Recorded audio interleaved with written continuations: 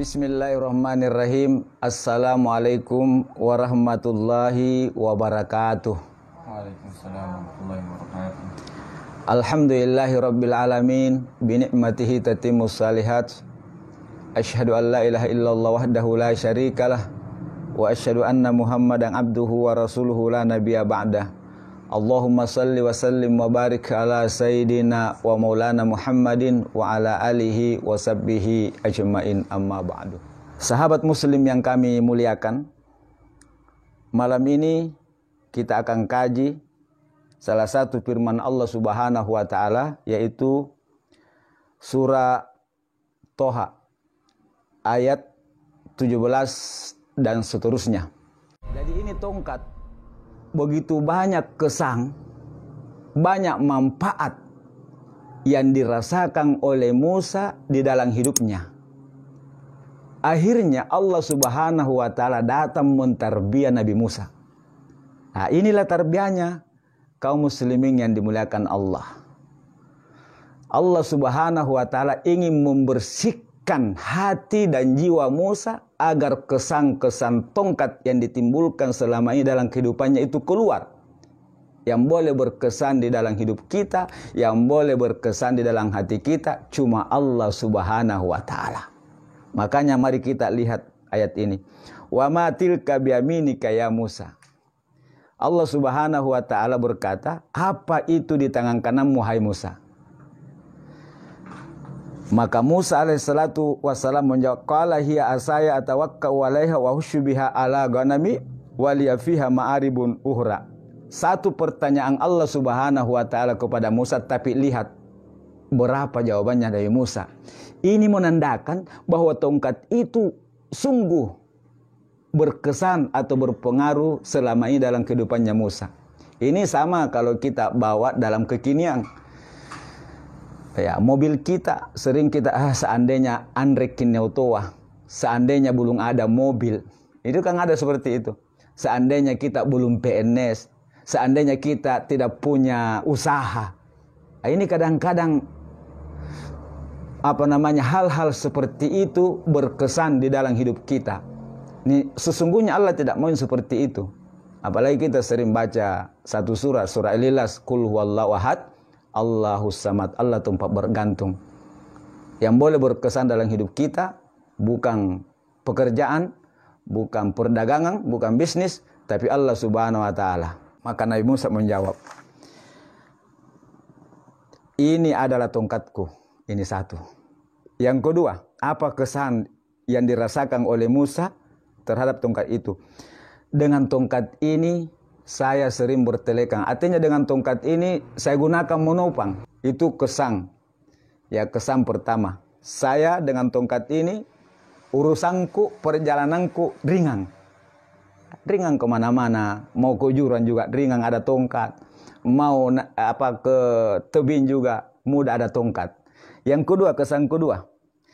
Dengan tongkat ini saya dengan mudah mengais atau mengambil ranting-ranting pohon atau daun-daunan untuk apa? Makanan kambingku. Nah, dengan tongkat ini perjalanan saya mudah.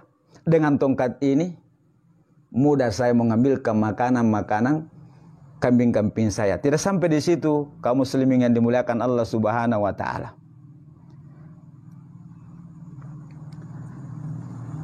Nabi Musa masih berkata,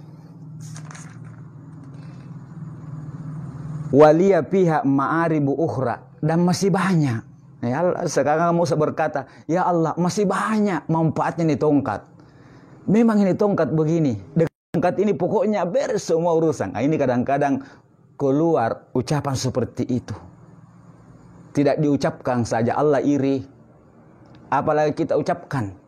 Jadi kaum muslimin yang dimuliakan Allah, maka Allah Subhanahu wa taala datang mentarbiah Musa dengan cara supaya kesan tongkat dan manfaat tongkat itu keluar dari pikiran Nabi Musa, juga keluar dari jiwanya dan hatinya Nabi Musa. Yang ada cuma Allahus samad, Allah tempat bergantung. Makanya Allah Subhanahu wa taala langsung berkata kepada Musa, Qala alqiha ya Musa. Hai Musa, lemparkan tongkatmu. Ini sami'na wa ata'na.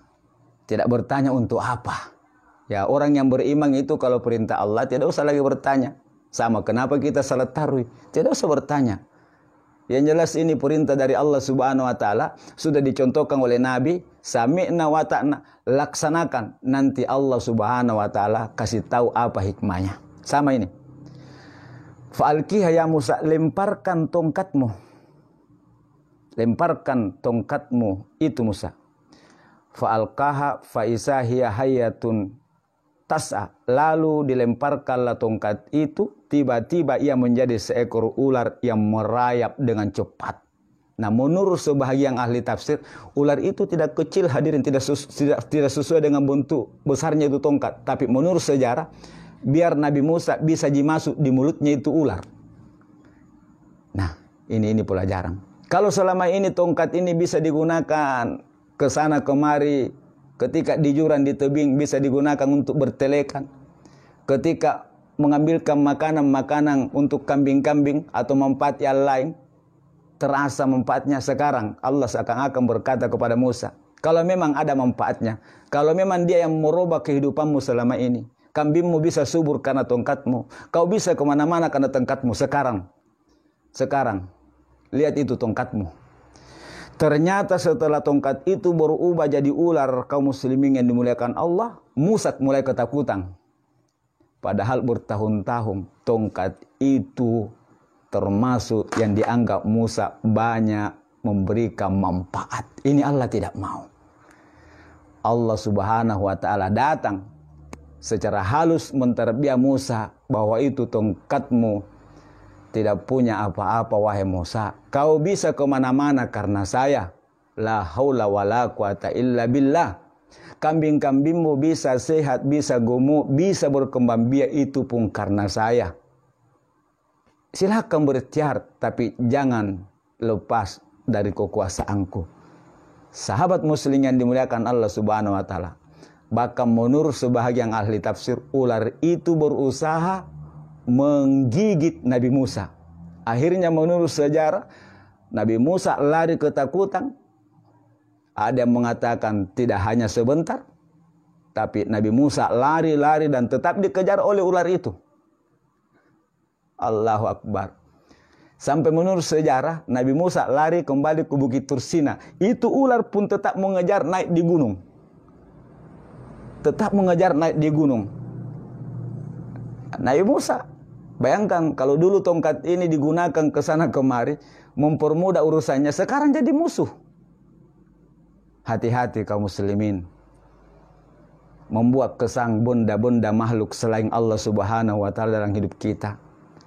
Bisa-bisa Allah datang menegur kita dengan cara Allah Subhanahu wa taala karena terlalu merasakan manfaat tongkat itu sampai kita lupa Allah Subhanahu wa taala. Pada saat di Bukit Tursina, Nabi Musa mulai kepayahan, mulai kelelahan. Dia lari jurang, mundur ular, menganga. Di situ dia mengatakan, ya Allah ampun, ya Allah saya takut. Maka Allah Subhanahu wa taala, jadi seakan-akan kesannya itu tongkat sudah tidak ada. Ya seakan-akan Allah berkata, punna pale, tongkatmu Musa, begini, begitu dalam hidupmu, buat ternakmu, sekarang. Tapi kesan tongkat itu mulai hilang. Yang ada cuma Allah. Tongkat itu tidak bisa menyelesaikan lagi masalah. Tongkat itu tidak bisa lagi membantu Nabi Musa, menolong Nabi Musa. Bahkan tongkat itu menjadi musuh di hadapan Nabi Musa. Yang diingat Musa saat itu bukan tongkatnya. Kalau kemarin-kemarin dia membelah batu, kemarin-kemarin dia mengalahkan, tapi sekarang tongkat itu menjadi musuh. Kesang tongkat itu benar-benar sudah bersih, maka Allah katakan, qala khussa wala tahab, hai Musa, ambil itu kembali, sanu'iduha sirahatal, saya akan kembalikan tongkat itu di wujudnya semula. Dengan izin Allah, tanpa ada rasa ketakutan, kekhawatiran, dia dekati itu ular, tiba-tiba ular itu berubah jadi tongkat. Sahabat muslim, pesan-pesan yang terkandung di dalam ayat ini saya sudah sampaikan sebahagian besar tadi. Intinya, apapun yang kita miliki, mari kita gunakan hanya untuk melihat kebesaran Allah Subhanahu wa taala, kekuasaan Allah Subhanahu wa taala di balik apa-apa yang kita miliki saat ini. Bahwa yang berkuasa cuma Allah Subhanahu wa taala. Selainnya adalah dikuasai. Syukuri ketika Allah memberikan nikmat dalam bentuk kendaraan. Syukuri ketika Allah Subhanahu wa taala memberikan benda-benda buat kita. Jangan jadikan pekerjaan itu, benda-benda itu berkesan di dalam kehidupan kita, bahwa dengan tanpa itu hidup kita pasti begini. Jangan, wahai saudaraku. Ini pelajaran besar buat saya dan kita semua. Wallahu a'lam bissawab. Subhanakallahumma bihamdik, asyhadu an la ilaha illa anta, astaghfiruka wa atubu ilaik. Wassalamualaikum warahmatullahi wabarakatuh.